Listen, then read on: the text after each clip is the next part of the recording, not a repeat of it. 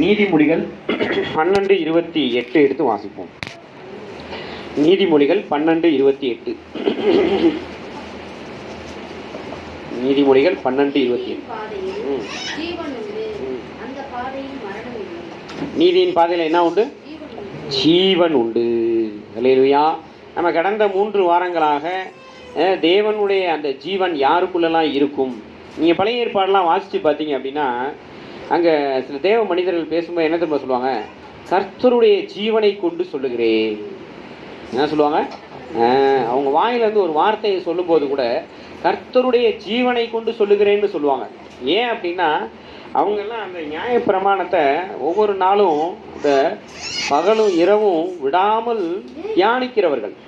அதனால் அவங்களுடைய நம்பிக்கை என்ன அப்படின்னா, அந்த தேவனுடைய வார்த்தையில் தேவனுடைய ஜீவன் இருக்குது, அந்த தேவனுடைய வார்த்தை எனக்குள்ளே இருக்கிற அப்படின்னால எனக்குள்ளே தேவனுடைய ஜீவன் இருக்குதுன்னு சொல்லி அவங்க என்ன செய்வாங்க?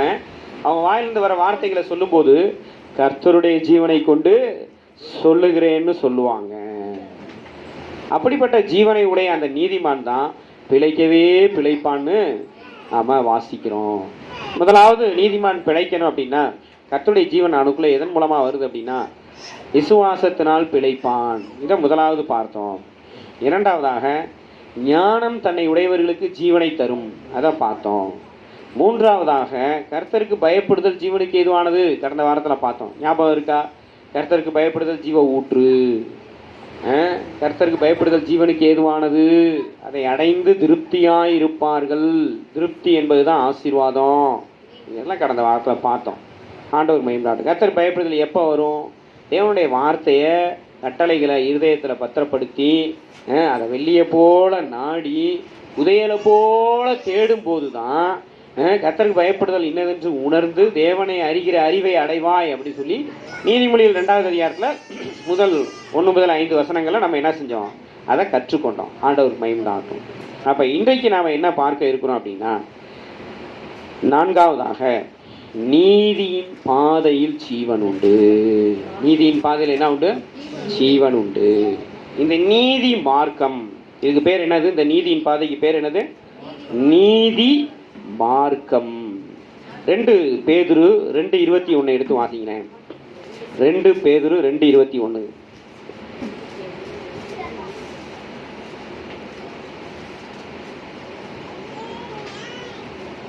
வாசிக்கிறீங்களா? 2 பேர்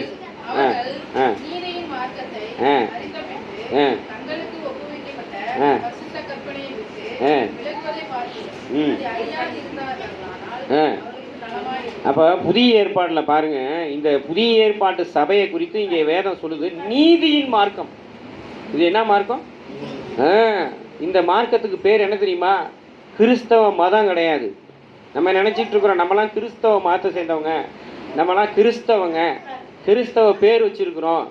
என் பேர் ராபர்ட்டு, என் பேர் ஜானு, என் பேர் குளோரி, என் பேர் ஷீலா, இப்படி நம்ம பேர்களை வச்சுக்கிட்டு என்ன சொல்கிறோம்? நான் கிறிஸ்தவ குடும்பத்தில் பிறந்தோம் அப்படின்னு நம்ம என்ன செய்கிறோம்? கிறிஸ்தவ மதத்தை பெருமை பாராட்டுறோம். ஆனால் கிறிஸ்தவ மதம் என்ற வார்த்தை பைபிள்லேயே கிடையாது. என்னது? கிறிஸ்தவ மதங்கிற வார்த்தை பைபிள் என்ன கிடையாது? கிடையவே கிடையாது. நம்ம உடனே ரிலீஜன் உடனே கிறிஸ்தவர்னு சொல்லி போடுறோம். என்ன பண்ணுறது? உலகத்துக்கு நம்ம என்ன செய்கிறோம்? தலையை ஆட்டி தான் ஆகணும். ஆனால் நல்லா புரிஞ்சுக்கோங்க, நீதியின் மார்க்கம். புதிய ஏற்பாட்டு சபைக்கு பேர் என்னது? நீங்கள் யாருங்க? நான் நீதிமான். நீங்கள் எந்த மார்க்கத்தில் இருக்கீங்க? நான் நீதியின் மார்க்கத்தில் இருக்கிறேன். ஏங்க நீதியின் மார்க்கத்தில் இருக்கீங்க? நீதியின் பாதையில் ஜீவன் உண்டு. அந்த பாதையில் என்ன இல்லை? மரணம் இல்லை.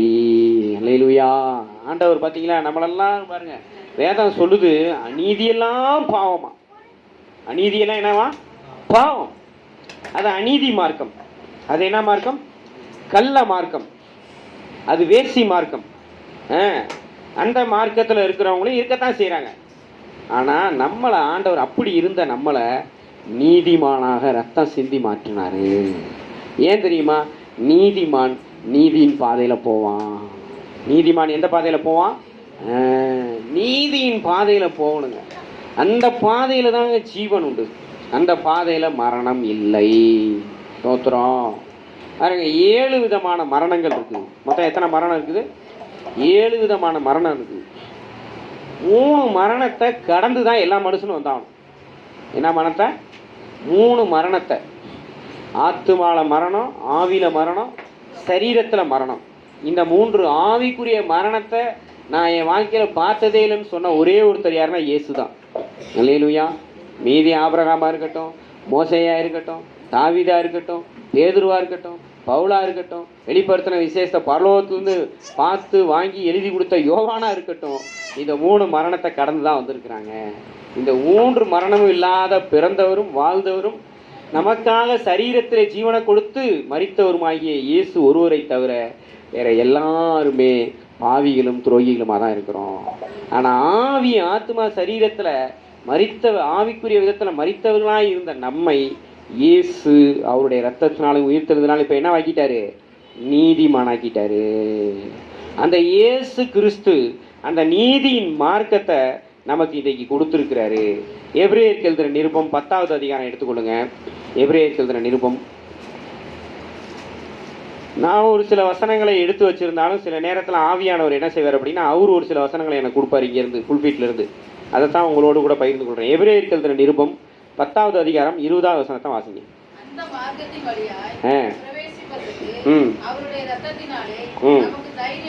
பார்த்தீங்களா? இந்த நீதி மார்க்கத்துக்குள்ள பிரவேசிப்பதற்கு இயேசு என்ன செஞ்சாருன்னு 19வது வசனம் சொல்லுது. முதல்ல அதை வாசிங்க. 19வது வசனம்.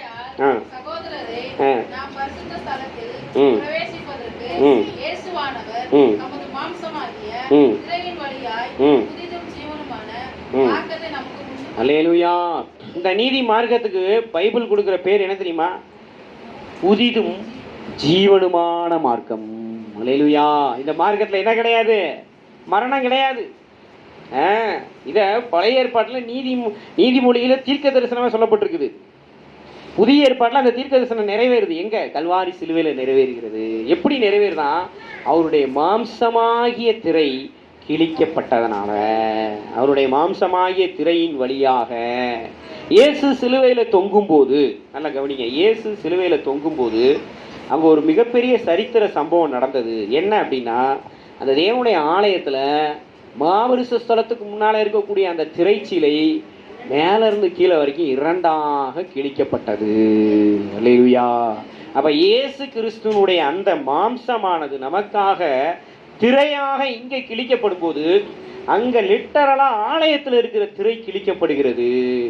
அப்ப நமக்கு ஒரு புதிதும் ஜீவனுமான மார்க்கத்தை ஆவியானவர் உண்டு பண்ணுகிறாரு. அந்த புதிதும் ஜீவனுமான மார்க்கத்தை தான் அங்க நம்ம 2 பேதுரு 2:21 வாசிச்சோம். நீதியின் மார்க்கம். இந்த மார்க்கத்துக்கு பேர் என்னது? நீதியின் மார்க்கம். இந்த நீதியின் மார்க்கத்தில் நீங்கள் நுழையணும் அப்படின்னா நீங்கள் முதல்ல என்ன செய்யணும் அப்படின்னா அதை இயேசுவே நமக்கு செய்து காண்பித்தார். மத்தேயு எழுதின சுவிசேஷத்தை எடுத்துக்கொள்ளுங்க. 3வது அதிகாரத்தில் எடுத்து வாசிங்க. கர்த்தருக்கு ஸ்தோத்திரம். 15வது வசனத்தை வாசிங்க. மத்தேயு எழுதின சுவிசேஷம் 3:15.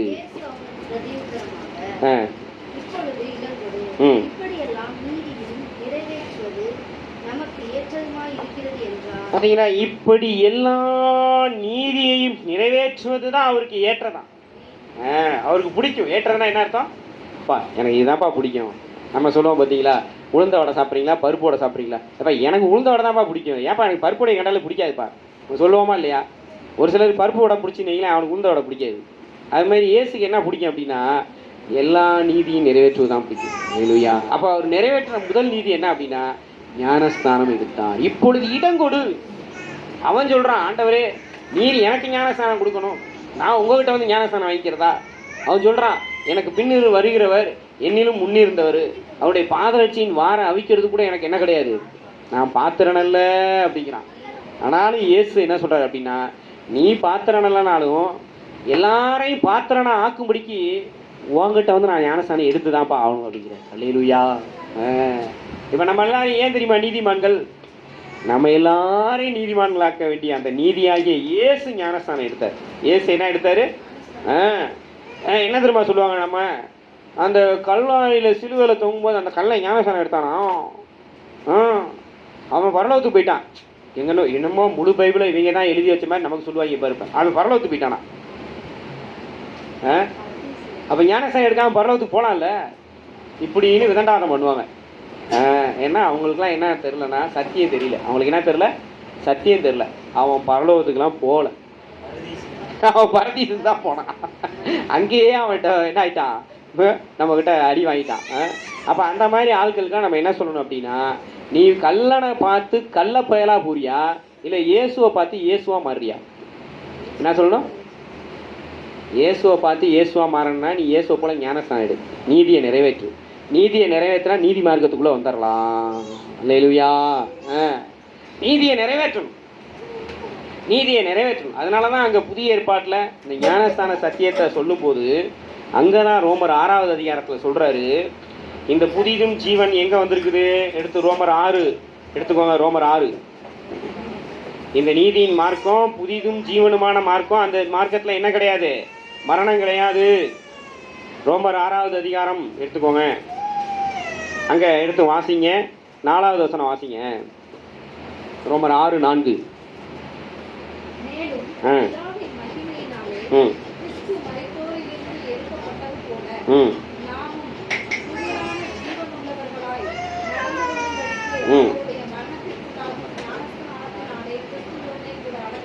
பார்த்தீங்களா? அப்போ அந்த புதிதும் ஜீவனுமான மார்க்கத்தில் இருக்கிறவங்கலாம் நீதிமான்கள். அவங்க எப்படி நடக்கணும் அப்படின்னா, புதிதும் ஜீவனுமாய் உள்ளவர்களாய் நடக்க வேண்டும். எப்படி நடக்கணுமா? புதிதான ஜீவன் உள்ளவர்களாய் நடக்கும்படிக்கு வேண்டாம் சொல்லுது. பார்த்தீங்களா? புதிதான ஜீவன் உள்ளவர்களாய் நடந்து கொள்ளும்படிக்கு. அப்போ அந்த புதிதான ஜீவன் உள்ளவர்களாக நம்ம எப்போ நடக்கிறோம் அப்படின்னா, அந்த ஞானஸ்நானத்தில் அவரோடு கூட அடக்கம் பண்ண போகும்போது, அவரோடு கூட அடக்கம் பண்ணும்போது நமக்குள்ளே என்ன நடக்குது? எடுத்து அதே அதிகாரத்தில் வாசிங்க. கர்த்தருக்கு ஸ்தோத்திரம். 11வது வசனம் வாசிங்க.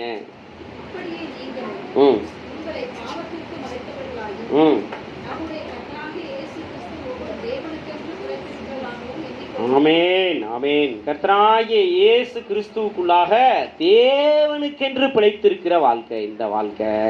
நீதியின் பாதையில் ஜீவன் உண்டு. அந்த பாதையில் மரணம் இல்லை. ஏன் மரணம் இல்லை? ஏன் மரணம் இல்லை? ஏன் ஜீவன் உண்டு? ஏன்னா சங்கீதக்காரன் சொல்கிறான், கர்த்தர் என் ஜீவனின் பலனானவர். பழைய ஏற்பாட்டிலேயே ஒரு தேவ மனுஷன் சொல்கிறான், கர்த்தர் என் ஜீவனின் பலனானவர்னு சொல்கிறான். அப்போ கர்த்தருடைய ஜீவனை கொண்டு சொல்லுகிறேன்னு சொல்கிறான் பழைய ஏற்பாட்டில். அப்போ புதிய ஏற்பாட்டில் இயேசு கிறிஸ்துவின் இரத்தத்தினால அந்த உண்டாக்கப்பட்ட நீதியின் மார்க்கமாகிய அந்த புதிதும் ஜீவனுமான அந்த மார்க்கத்தில் புதிதான ஜீவனுள்ளவர்களாய் நாம் நடக்கணும் அப்படின்னா, இயேசு கிறிஸ்துவுக்குள்ளாக நாம் அவருடைய மரணத்திற்குள்ளாக நாம் அடக்கம் பண்ணப்பட வேண்டும். அந்த அடக்கத்தின் மூலமாக நாம் என்ன நமக்குள்ள ஒரு விளைவு நடக்குது அப்படின்னா, நாம் பாவத்திற்கு மரிக்கிறோம், குற்றத்துக்கு மரிக்கிறோம். என்னத்துக்கு மரிக்கிறோம்? மரணத்துக்கு மரணத்தை உண்டாக்குறாரு இயேசு. என்னத்தை உண்டாக்குறாரு? குற்றத்துக்கு மரிக்கிறதுனா அதனுடைய அர்த்தம் என்னது? குற்றம்தான் மரணம். அப்போ ஆவிக்குரிய மரணத்துக்கு முதல்ல சாவை உண்டு பண்ணுறாரு. உண்டு பண்ணிட்டு தேவனுடைய ஜீவனுக்கு ஜீவன் உண்டு பண்ணுறாரு. அல்லேலூயா. புதிதும் ஜீவனுள்ள அந்த மார்க்கத்தில் புதிதான ஜீவன் உள்ளவர்களாக நடந்து கொள்ளும்படிக்கு. இந்த மார்க்கத்தில் பழைய ஆளுக்கெல்லாம் என்ன கிடையாது, உள்ளே கூட நுழைய முடியாது. நான் ஞானஸ்தானம் எடுத்துட்டு பாவம் செய்கிறேன் அப்படின்னா நீ இந்த மார்க்கத்தை விட்டு தப்பிடுவ. மார்க்கம் தப்பி அலைகிற நட்சத்திரங்கள்னு சொல்லி யூதா எழுதுறாரு. என்ன எழுதுறாரு? மார்க்கம் தப்பி அலைகிற நட்சத்திரங்கள். அது யாரை குறிக்கிற வார்த்தை? அது பிசாசையும் பிசாசோட இருக்கிற தூதர்களையும் குறிக்குது. அவன் தான் பரலோக மார்க்கத்தை தப்பி என்ன செஞ்சான்? தள்ளப்பட்டான். மார்க்கம் தப்பி அலைகிற நட்சத்திரமாக நம்ம போயிடக்கூடாது. நம்ம எப்படி இருக்கணும் அப்படின்னா, இந்த புதிதும் ஜீவனுமான மார்க்கத்தில் நீதிமான்களாக ஆண்டவருடைய சத்தத்துக்கு செவி கொடுத்து அவருடைய கட்டளைகளை கைகொண்டு அவருடைய கட்டளைப்படி வாழ்கிற நீதிமான்களாக நாம் இருக்க வேண்டும். இயேசுவாகி அந்த நீதியை பார்க்கணும். கல்லனை பார்த்துட்டு என்ன செய்யக்கூடாது? ஞானஸ்தானம் எடுக்க வேண்டியதுலாம் வீம்பு, விதண்டவாதம், வாக்குவாதம் எல்லாம் பண்ணக்கூடாது. ஞானஸ்தானம் எடுனா ஒப்பு கொடுத்து என்ன செஞ்சாகணும்? ஞானஸ்தானம் எடுத்தாகணும். ஞானஸ்தானம் எடுத்தாதான் இயேசு எனக்காக சிலுவையில் ஜீவனை கொடுத்து 3ஆம் நாள் உயிர்த்தெழுந்தார் நீங்கள் முழு இதயத்தோடு விசுவாசித்து ஞானஸ்தானம் எடுக்காதவங்க எடுக்கணும். எடுத்தவங்க அந்த சத்தியத்தின்படி தொடர்ந்து வாழ்ந்தாதான் புதிதான ஜீவன் உள்ளவர்களாய் நடக்க முடியும். இந்த மார்க்கம் நீதியின் மார்க்கம். இந்த மார்க்கத்தில் என்ன கிடையாது? மரணம் இல்லை. இன்னொரு வசனத்தை கூட எடுத்து வாசிங்க. நீதிமொழிகள் 21:21. நீதிமொழிகள் 21:21. ம் ம் ம் ம் அல்லேலூயா. பாருங்க, அப்போ நம்ம எதை பின்பற்றணும் வேதம் சொல்லி கொடுக்குது பாருங்க. நீதியை பின்பற்றணும். எதை பின்பற்றணும்? நீதியை பின்பற்றணும். எனக்கு ஆதாயம் இருக்குன்னு அநீதியை பின்பற்றணும் அப்படின்னா அது நம்மளை கொண்டு போய் அழிவில் தான் சேர்க்கும். எனக்கு நஷ்டம்னா கூட நான் நீதியை பின்பற்றுங்க, அது உங்களுக்கு மகிமையை கொண்டு வருமா? அல்லேலூயா. திரும்ப வசனத்தை வாசிங்க. நீதியையும் தயவையும் பின்பற்றுகிறவர்களுக்கு ஜீவன். முதல்ல ஜீவன், ரெண்டாவது நீதி, மூணாவது மகிமை. அல்லேலூயா. இப்போ அந்த உபாகமம் 16:20 வாசிங்களேன். உபாகமம் 16:20. உபாகமம் 16:20. 16:20. உபாகமம் 16:20.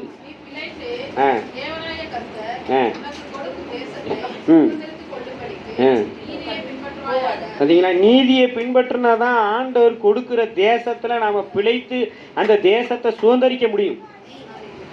இன்றைக்கு பாருங்க, இன்றைக்கு இந்த ஆராதனையில் ஒரு 10 பேர்கிட்ட வரல போல தெரியுது. ஒரு குடும்பமாக அவங்க பாவம், அவங்க புதுமண தம்பதிகளோடு அவங்க இருக்கிறாங்க போல தெரியுது. இந்த தம்பியை 2 பேர்த்தையும் காணாம். பிரேம்குமாரையும் காணாம், அவர் பேர் என்ன, மகேந்திரனா, அவரையும் காணாம். நம்ம எப்படி நம்ம ஜானை காணாம், எடிசனை காணாம், செல்வராஜை காணாம். இப்போ நம்ம இப்படி இருந்தோம் அப்படின்னா எப்படி தேசத்தை சுதந்திரிக்க முடியும்? இந்த சங்கிலியாண்ட தேசத்தை, இந்தியாவை சுதந்திரிக்கிறதுக்கு கூட நம்மளால் யோசிக்க கூட முடியாத விஷயம். நம்ம இந்த சங்கிலியாண்ட புறத்துலையாவது, இந்த விவசாயபுரத்துலையாவது ஒரு 100 பேரை, ஒரு 1000 பேரை ஆண்டவருக்காக என்ன செய்யணும்? சுதந்திரிக்கணும்னா நீதியை பின்பற்ற வேண்டும். நீ கர்த்தர் கொடுக்குற தேசத்தில் நீ பிழைத்து முதல்ல நம்ம பிழைக்கணும். இந்த வசனம் என்ன சொல்லுது? முதல்ல நீ பிழைச்சிக்கோ. உனக்குள்ள பாவம் மீது அக்கிரமத்தின் ஆளுகை வேண்டாம். உனக்குள்ள பாவம் மீது அக்கிரமத்தினால் உண்டாகக்கூடிய மரணம் வேண்டாம். நீ பிழைச்சிக்கோ முதல்ல. ரெண்டாவது, நீ தேசத்தை சுதந்திரி. நீ தேசத்தை சுதந்திரின்னா என்ன அர்த்தம்? இந்த உலகத்தில் இருக்க செத்த பயிரை பூரா இயேசுக்குள்ளே உயிர்த்தெழுதல்களை கொண்டு வா. இன்னைக்கு அதனால தான் ஆவியானவர் உயிர்த்தெழுதலை கொண்டு வந்துருக்கிறார் நமக்கு. எல்லாம் செத்த பயிரை பூரா உயிர்ப்பிக்கிற வல்லமை யார்கிட்ட தான் இருக்குது? ஆமென். இயேசு நானே வழியும் சத்தியமும் ஜீவனுன்னு சொன்னார். அப்போ அந்த இயேசுவின் ஜீவன் எனக்குள்ளே இருக்குது. அந்த இயேசுவின் ஜீவன் உங்கள் குடும்பத்தில் இருக்குது. அந்த இயேசுவின் ஜீவன் உங்கள் வேலை ஸ்தலத்தில் உங்கள் கைகளில் இருக்குதுன்னா அப்போ தான் நீங்கள் பிழைத்து பெருக முடியும். இந்த தேசத்தை சுதந்திரிக்க முடியும். நீதியை பின்பற்ற வேண்டும். நீதியை பின்பற்றணும். இயேசுவை பின்பற்றணும். நீதியை பின்பற்ற என்ன அர்த்தம்? இயேசுவை பின்பற்றணும். நீதினா என்ன தெரியுங்களா? நீங்கள் இயேசுக்காக புதிய ஏற்பாட்டு சத்தியத்தை இப்படி நியாயமாக எதை செய்கிறீங்களோ அதுதான் நீதி. இது எழுதி வச்சுக்கோங்க. டெஃபனிஷன் இதுதான். நீதினா என்னதுங்க? இயேசுவுக்காக புதிய ஏற்பாடு வேத சட்டம் என்ன சொல்லுதோ அதன்படி நீங்கள் நியாயமாக என்ன செய்கிறீங்களோ அதுதான் நீதி. இப்போ 2-3 நாளைக்கு முன்னால் பார்த்தீங்கன்னா யூடியூப்பில் பார்த்துட்டு இருந்தேன் நான். அப்போ பார்த்தீங்கன்னா ஒருத்தர் என்ன செஞ்சுருக்கிறாரு, ஆப்பிரிக்காவில் மோசே நான் கடலை புழக்க போகிறேன்னு போயிருக்கிறாரு. என்ன போயிருக்கிறாரு? அந்த ஆளுக்கு விசுவாசம் இருக்கா இல்லையாங்க? சொல்லுங்கள். அந்த ஆளுக்கு விசுவாசம் இருக்குங்க. கடலை புழக்கிறேன்னு போயிருக்கிறார். நம்மளாம் நினச்சி பார்க்க முடியுமா கடலை புழக்கிறதுக்கு? கடலை முட்டையவே புழக்க நம்மளால் முடியல. கல்லை எடுத்து அடிக்க வேண்டியதாக இருக்குது. அவன் கடலையே புழக்கிறேன்னு போயிருக்கிறான். நல்ல மனுஷன் தான், இல்லைன்னு சொல்ல. ஆனால் வேத சட்டத்தின்படி செய்யலாம். அவனுக்குள்ள விசுவாசம் இருந்துச்சு. ஆனால் இப்போ புதிய ஏற்பாட்டில் ஆண்டவர் என்ன செய்யலை, செங்கடெல்லாம் புழக்கணும்னு சொல்ல. அவன் செங்கடலுக்கே போயிருக்கிறான் 10 வேலை கூட்டிகிட்டு. என்ன செஞ்சுருக்கிறான்? கவுனம் இது ஜிப்பா போட்டுக்கிட்டு வெள்ளை வெள்ளையை போட்டுக்கிட்டு அந்நிய பாசை பேசிட்டு போயிருக்கிறான். அங்கே போய் என்ன செஞ்சுருக்கிறான்? கடலை பார்த்து கையை நீட்டி என்ன செஞ்சுருக்கிறான்? ஜெபம் பண்ணியிருக்கிறான். அவன் ஜெபம் பண்ணுற நேரம் பார்த்து ஒரு ஆளை எல்லாத்தையும் அடிச்சுட்டு போயிட்டான். புரியுதுங்களா உங்களுக்கு? அவனுக்குள்ள விசுவாசம் இருந்துச்சு தான். ஆனால் அவன் சத்தியத்தின்படி நியாயமானது செய்யவில்லை. இன்னைக்கு குருட்டு விசுவாசம் எல்லாத்துக்கும். என்னது குருட்டு விசுவாசம்? குருட்டு விசுவாசத்தில் நம்ம அநியாயத்தை செஞ்சுட்டு அப்புறம் இழப்புகள் வரும்போது ஆண்டவரேன்ட்டு ஆண்டவர்கிட்ட என்ன செய்யணும்? நான் விசுவாசத்தோடு தானே செஞ்சேன் ஆண்டவரே, ஏன் ஆண்டவரே என்ன இப்படி பண்ணிட்டீங்க? என்னது ஒரு அப்போஸ்தலர் அப்படி நீங்கள் வாசித்து பார்த்தீங்கன்னா ஒரு 5 பேருன்னு நினைக்கிறேன், அது எத்தனை பேருன்னு தெரில. அவனுக்கு என்ன செஞ்சுருக்கிறாங்க? பவுல் விசாச துரத்துறனால பவுல் துரத்துற இயேசு நாமத்தில் நானும் விசாச துரத்தேன்னு போய் துரத்தி இருக்கிறாங்க. அந்த பிசாசம் என்ன தெரியுமா செஞ்சுது? அவங்களாம் அடிச்சு பிடிக்கி துணியெல்லாம் உருவிட்டு ஓடுறான், துரத்தி விட்டுருச்சான். தெரியும், இயேசுவை தெரியும் போகலான்னு சொல்லி அவங்க துணியெல்லாம் பிடிக்கிட்டு துரத்தி விட்டுருச்சான். அப்போ அது எவ்வளோ ஆக்ரோஷமாக வேலை பார்த்துருக்கு பார்த்துக்கோங்க.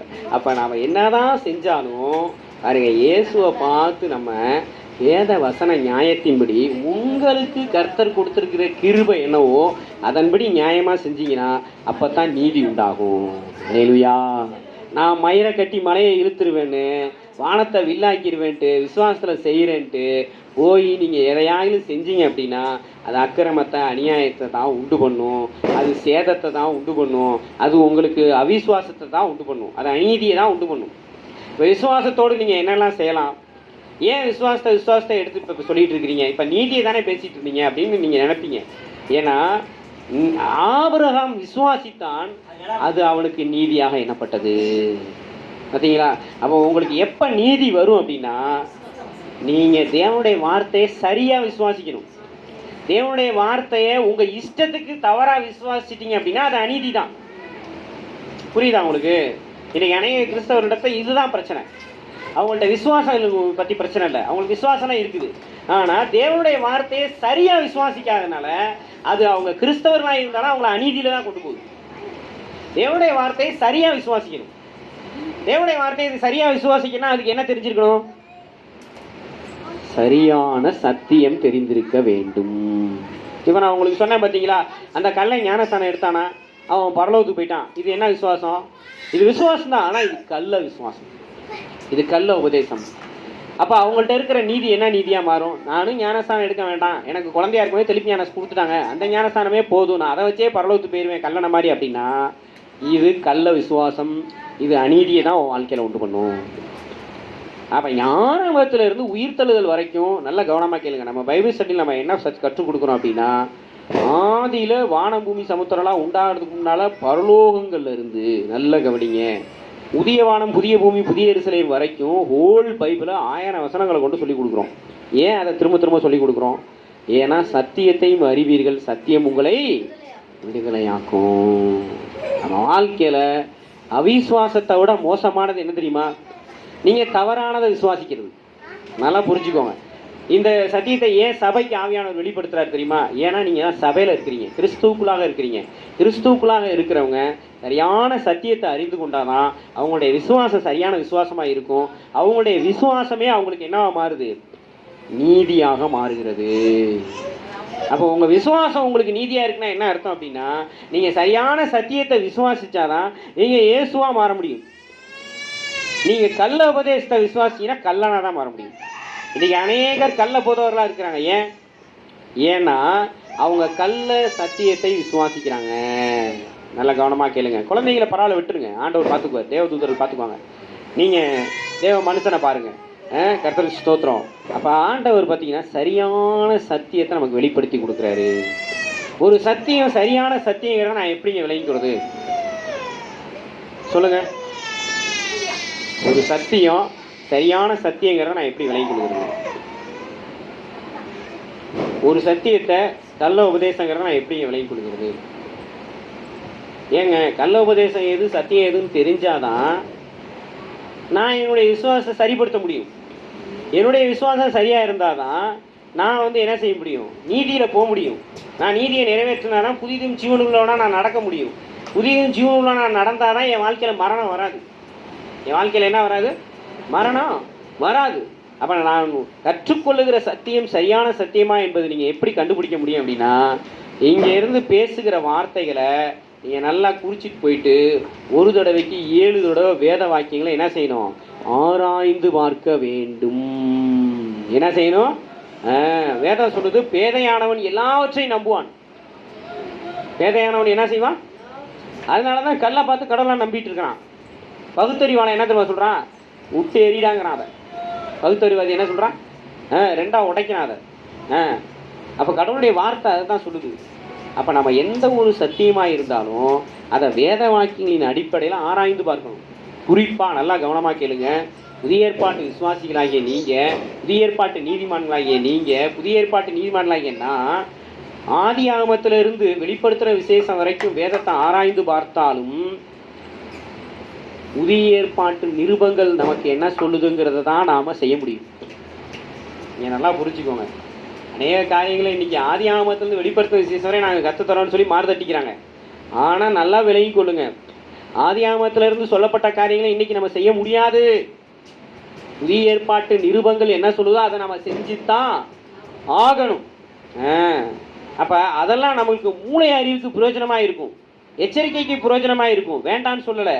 ஆனால் புதிய ஏற்பாட்டு நிருபங்களுடைய அந்த பூத கண்ணாடியை வச்சு நீங்கள் உங்களை ஆராய்ந்து பார்த்தா தான் நீங்கள் போகிற பாதை சரியாக இருக்குதா, நீங்கள் நீதியின் மார்க்கத்தில் தான் போகிறீங்களா அல்லது வேசி மார்க்கத்தில் போகிறீங்களா. பாருங்கள், அங்கே விருத்த சேதனத்தை அப்போஸ்தலர் சொல்கிறாரு பேதுரு, விருத்த சேதனமாகிய அந்த பாரமான நுகத்தை இவங்க மேலே சுமத்தாதீங்க. 3 காரியங்களை சொல்கிறாரு. ஒன்று என்னது, விக்கிரகங்களுக்கு படைத்ததை புசிக்கக்கூடாது. 2வது வேசித்தனத்துக்கு விலகி இருக்கணும். 3வது நெருக்குண்டு ரத்தத்தை புசிக்கக்கூடாதுன்னு சொல்லி 3 காரியங்களை சொல்கிறாரு. அப்போது ஒரு புதிய ஏற்பாடு விசுவாசி புறஜாதியான இருக்கிற நமக்கு இந்த 3 காரியம் சாகுற வரைக்கும் சத்தியம்தான். இந்த சத்தியத்தை நீ கைகொள்ளலாம் அப்படின்னா நீ வழி தப்பி போயிடுவ. விக்கிரகத்துக்கு படைச்ச நீ புசிச்ச அப்படின்னா நீ அநீதியின் மார்க்கத்தில் போயிட்டேன்னு அர்த்தம். வேசித்தனம் பண்ணிட்டேன்னா நீ அநீதியின் மார்க்கத்தில் போயிட்டேன்னு அர்த்தம். ரத்தத்தை புசிக்கிறது, நெருக்குண்டு சத்தத்தை புசிச்சோன்னா அது நீ அநீதியின் மார்க்கத்தில் போயிட்டேன்னு அர்த்தம். அப்போ நாம் அப்படியெல்லாம் போகக்கூடாதுங்கிறதுக்காகத்தான் இயேசு பாடுபட்டார், இயேசு ரத்தம் சிந்தினார், இயேசு உயிர் தெழுந்தார். இது இயேசு தான் நமக்கு நீதியாக இருக்கிறாரு. அப்போ சரியான சத்தியத்தை நீங்கள் அறிந்து சரியான விசுவாசத்தோடு நீங்கள் இயேசுவுக்காக நியாயமாக செய்யக்கூடிய காரியங்களுக்கு பேர் தான் என்னது, நீதி. இன்னைக்கு அநேகர் கிறிஸ்தவர்களே மிஞ்சின நீதிமானா இருக்கிறாங்க. எப்படி இருக்கிறாங்க? மிஞ்சின நீதிமான். என்னவா? அன்பு சகலத்தையும் தாங்குமா. அன்பு என்னது? ஐயோ கர்த்தாவே ரட்சிங்க ஆண்டவரே, ஒன்றும் செய்ய முடியாது. அன்பு சகலத்தையும் தாங்குதான். அப்போ புதிய ஏற்பாட்டுடைய வெளிச்சத்தில் நீங்கள் பார்த்தீங்க அப்படின்னா, ஒருத்தன் இயேசுவையே அறியாதவனாக இயேசு அப்பத்தான் அறிந்திருக்கான் அப்படின்னா அவன்கிட்ட சில குற்றங்கள் குறைகள் இருக்கும்போது ஆண்டவர் என்ன செய்கிறாரு, அவனை தாங்குறாரு. நாமளும் அவனை தாங்கி தான் ஆகணும். ஆனால் பல வருடங்கள் ஊழியம் செஞ்சிட்டோம் சரீரத்தை கரப்படுத்துகிற குற்றங்களை செய்கிறவங்க கூட நம்ம ஐக்கியப்பட்டோம் அப்படின்னாலே அந்த ஸ்பிரிட் உங்களை பாதிக்கும். ரொம்ப எச்சரிக்கையாக இருங்க, ரொம்ப எச்சரிக்கையாக இருங்க. அதுக்கு தான் சுத்திகரிப்பு ரொம்ப அவசியம். ரொம்ப சுத்திகரிப்பு அவசியம். சுத்திகரிப்பு இல்லைன்னா நீதி வராது. சுத்திகரிக்கப்படணும். எஜமானுக்கு பிரயோஜனமாக்கப்பட்டதும் எந்த நற்கிரியைக்கு ஆயத்தமாக்கப்பட்ட பரிசுத்தம் கனமுள்ள பாத்திரமா சுத்திகரிக்கப்பட்டவனா தேவன் மாத்துறார். சுத்திகரித்தாதான் உங்களுக்குள்ள நீதி வரும், விசுவாசித்தாதான் நீதி வரும். ஞானஸ்தானத்துக்கு ஒப்பு கொடுத்து அந்த ஞானஸ்தான சத்தியத்தின்படி வாழ்ந்தாதான் நீதி வரும். அங்கே ரோமர் 6 அங்கே வாசிக்கிறோம். என்ன வாசிக்கிறோம்? எடுத்து வாசிங்க. ரோமர் 6 12 13 வாசிங்க. எடுத்து வாசிங்க. ரோமர் 6 12 வாசிங்க.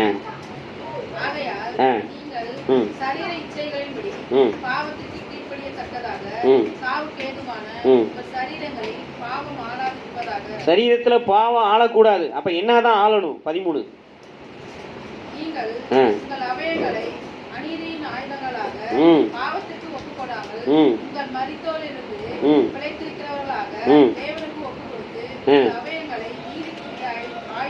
பார்த்தீங்களா? நம்முடைய பாடி பார்ட்ஸ் எல்லாமே நீதிக்குரிய வெப்பன்ஸ்.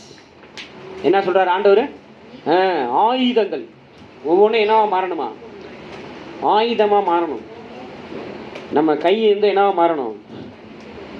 என்னவா மாறணும் சொல்லுங்க பார்ப்போம். இந்த 2 வசனம் வாசிங்களே, இதை வச்சு என்னன்னு சொல்லுங்க. நம்ம கை என்னவா மாறணும்?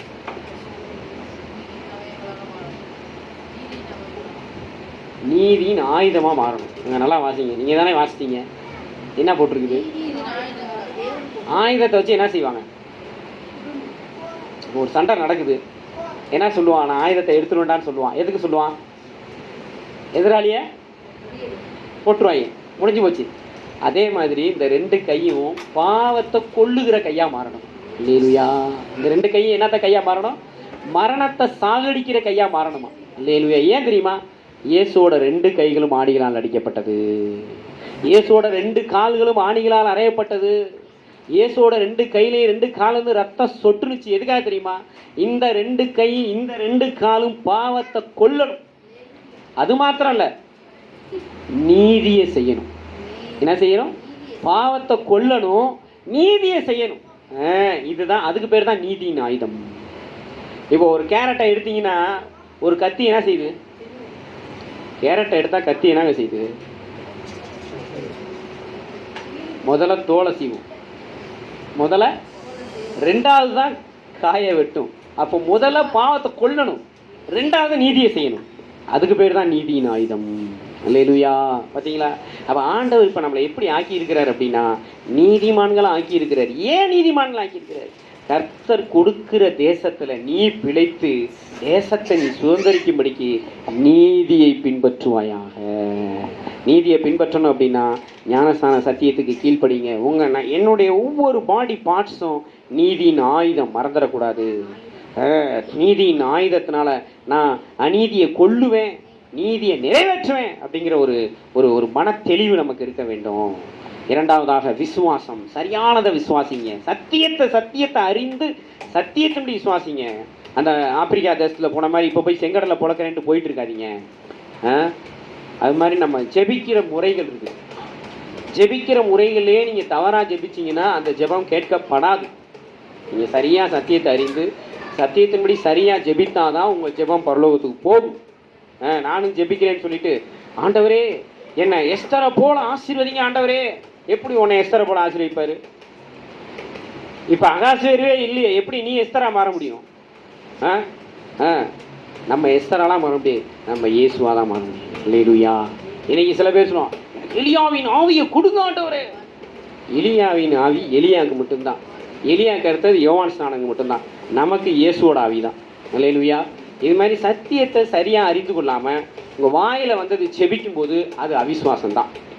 உங்கள் வாயில் வந்து நீங்கள் அறிக்கை செய்யும் போது அது அவிசுவாசம் தான். ஆனால் நீங்கள் நினைப்பீங்க, நான் விசுவாசத்தோடு தானே அறிக்கை செஞ்சேன், நான் விசுவாசத்தோடு தானே இப்போ இது பண்ணேன் அப்படின்னு சொல்லி நம்மளாக எதையும் சொல்லக்கூடாது, நினைக்க முடியும். சத்தியம் என்ன சொல்லுதோ அதை நீங்கள் எடுத்து கடுகு விதை அளவு விசுவாசத்தோடு சொன்னீங்கன்னா அது அப்படியே நடக்கும். சந்தேகப்படாமல் சொன்னால் அது அப்படியே நடக்கும். ஆண்டவர் மகிமையுண்டாகட்டும். நம்ம எல்லாரும் தேவ சமூகத்தில் எழுந்து நிற்போம். கர்த்தருடைய பந்திக்கு ஆயத்தமானவர்களாக இன்றைக்கி கொஞ்ச நேரம் நீதியை குறித்து நமக்கு ஆவியானவர் கற்றுக் கொடுத்தார். அநேக வசனங்கள் நான் எடுத்துகிட்டு வந்தேன், ஆனால் கொஞ்சம் வசனங்கள் தான் பேச கர்த்தர் கிருபை கொடுத்தாரு. கேட்ட இந்த வசனங்களுக்கு நம்ம எல்லாரும் ஒப்பு கொடுத்தவர்களாக கர்த்தருடைய பந்திக்கு ஆயத்தமாக இருக்கிறவர்கள் கர்த்தருடைய சமூகத்தில் ஞானஸ்தானம் முழுகி ஞானஸ்தானம் எடுத்து கர்த்தருடைய பந்திக்கு ஆயத்தமாக இருக்கிறவர்கள் மாத்திரம் தேவ சமூகத்தில் எழுந்து நிற்கும்படி உங்களை மிகுந்த மனத்தாழ்மையோடு கர்த்தருக்கு பயந்து உங்கள்கிட்ட நான் வேண்டிக்கிறேன். தயவு செஞ்சு எழுந்து நின்று